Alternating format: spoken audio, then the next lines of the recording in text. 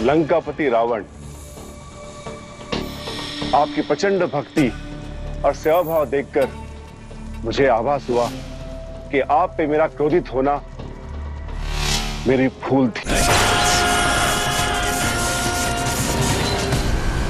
मेरे हृदय में आपके प्रति कोई द्वेष नहीं है शनिदेव। जानते हैं क्यों? क्योंकि जब आपका निर्माण हुआ तब मैंने स्वयं को भिन्न कर दिया था। इसलिए ना तो मेरी ओर से कोई कर्म बनता है और ना ही कर्म फल। उठिए। किंतु मेरी ओर से तो है महादेव।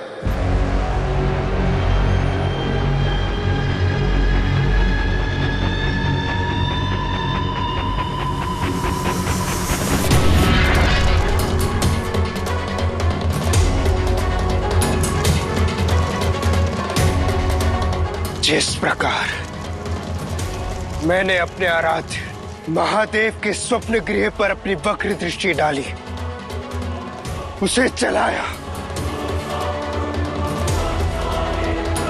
उसी प्रकार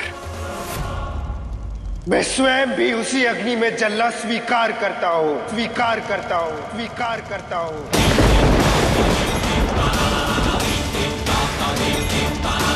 मैं शनि स्वयं को अग्नि में दहन करता हूं, दहन करता हूं, दहन करता हूं।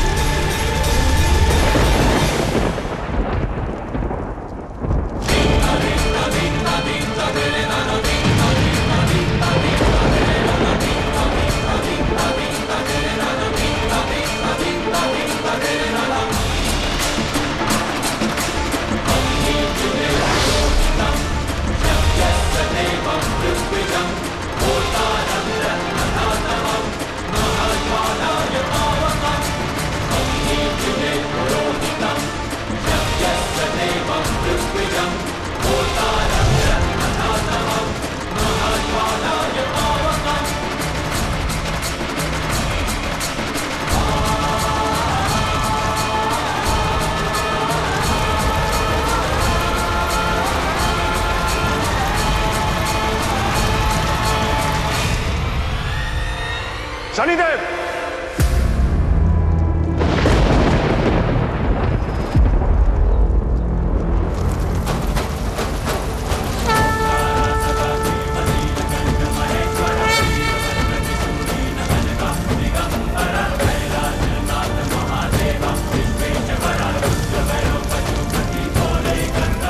महादेव,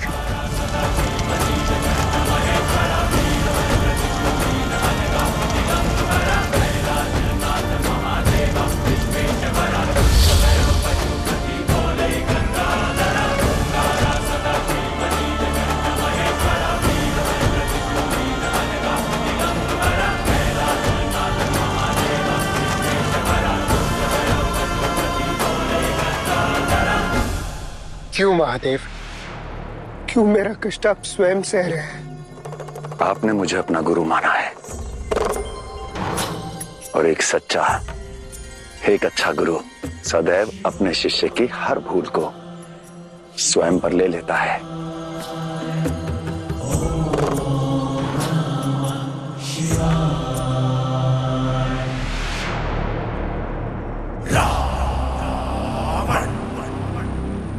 रावण, ये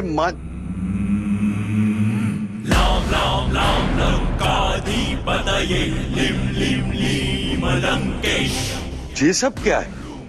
किस लिए रावण? उद्देश्य के लिए नाना श्री। कैसा उद्देश्य रावण? भक्ति का उद्देश्य। महादेव के स्वर्ण महल के लिए। तो तुम क्या उन्हें यहाँ लाने वाले हो? ये मैंने कब कहा नाना श्री? मैं कैलाश जा रहा हूँ। ये सारा स्वर्ण माता पार्वती को सौंपने, ताकि वो मेरे महादेव के लिए कैलाश में एक स्वर्ण महल बना सकें। पण महादेव का महल छोड़ो, अपना नया मानचित्र देखो और बताओ कैसा लगा।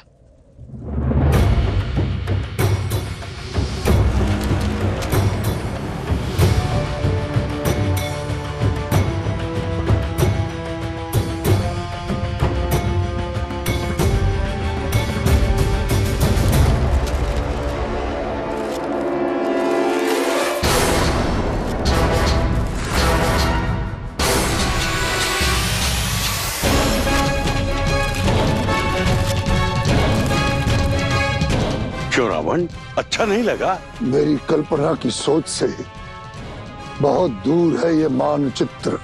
तो ठीक है, नया मानचित्र बनवा देते हैं, भव्य अद्वितीय। महादेव, मेरे स्वप्न मेरे घर का क्या, अपने पुत्र और पुत्र वधू को कैलाश पुनः लाने की योजना था वो। यदि घर नहीं बना तो गृह प्रवेश कैसे होगा, और यदि गृह प्रवेश नहीं हुआ तो मेरे पुत्र और पुत्र वधू को पुनः कैलाश लाने की योजना विफल हो जाएगी। मेरी सहायता कीजिए महादेव। मुझे शनिदेव के कर्म फल पर विश्वास है, भय नहीं है। शनिदेव की दृष्टि का जो भी प्रभाव होगा मुझे स्वीकार है, क्योंकि वो नियति के अनुसार होगा। देवी, घर की शोभा उसमें रह रहे परिवार के सुख से होती है, उसके श्रृंगार से नहीं। महादेव, मुझे सर्वश्रेष्ठ की आस आपके लिए है, अपने लिए नहीं। महादेव का धाम तो सबसे सुंदर होना चाहिए ना, इसलिए मैंने स्वर्ण महल का विचार किया। तो बना लीजिए स्वर्ण महल।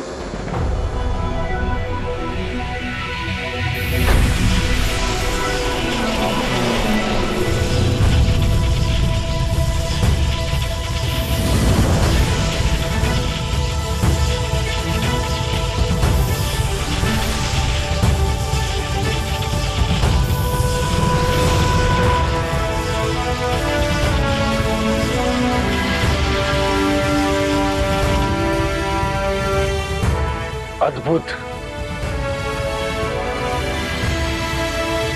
अब शिल्पकार नहीं, कलाकार है देवशिल्पी। अपने माता के लिए इतना सुंदर महल बनाया है।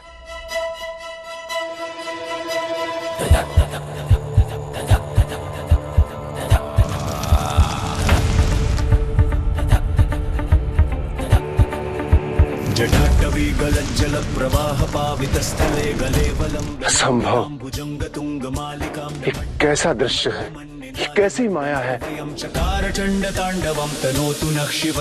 माता को बताना होगा।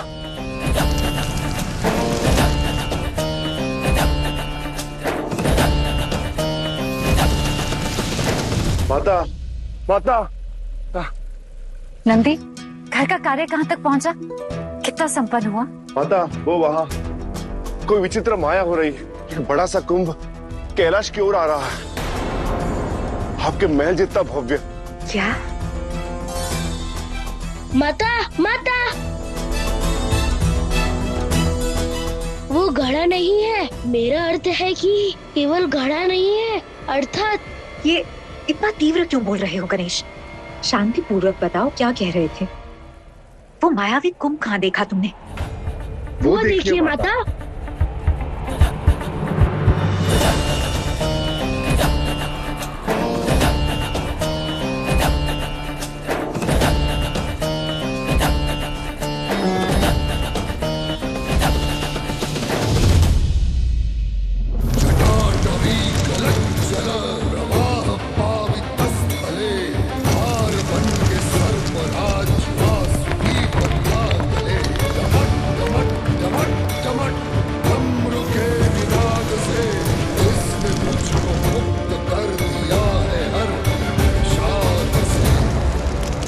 कौन हो तुम?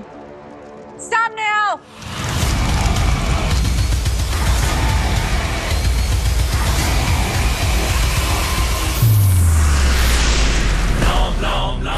रावण,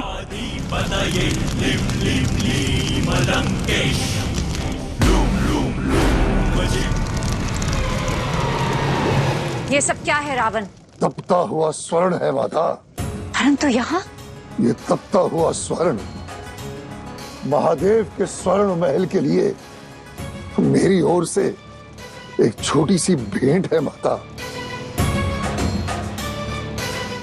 और स्वर्ण महल का सुझाव भी तो मैंने ही दिया था ना माता।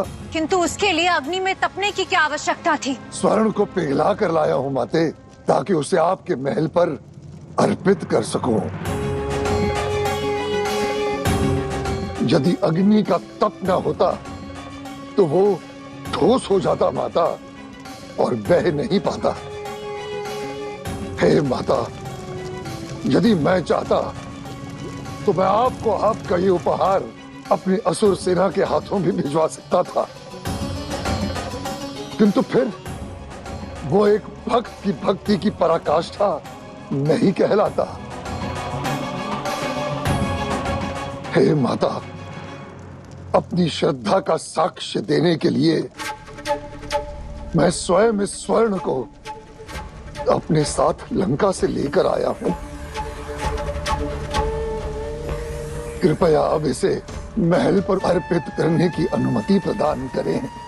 हे माता, आपकी कल्पना को साकार करने का कृपया मुझे ये सुअवसर प्रदान करें। लंकापति रावण,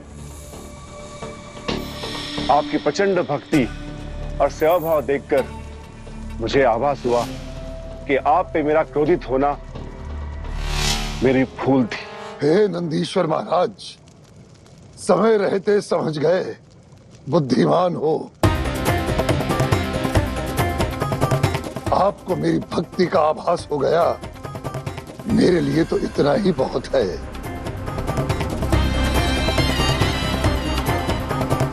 आज्ञा है ना माता? अवश्य।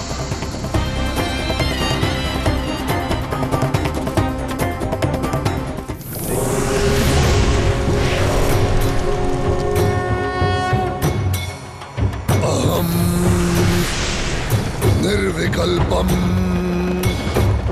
निराकार रूपम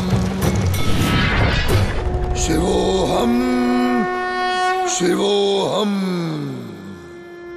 जटाटवी गलज्जल प्रवाह पावितस्थले भारवन के सर्पराज वासुकी बंधा करे।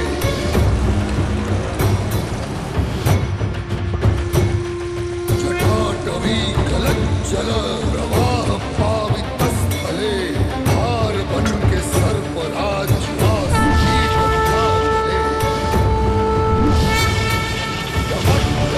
चमट चमट डमरू के निनाद से इसने मुझको मुक्त कर दिया है हर शाद से।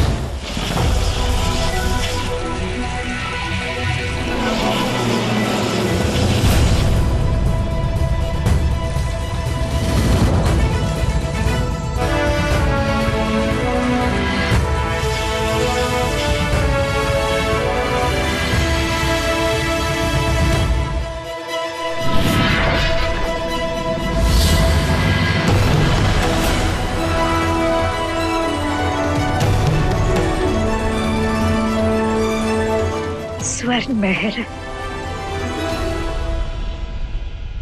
मेरा घर।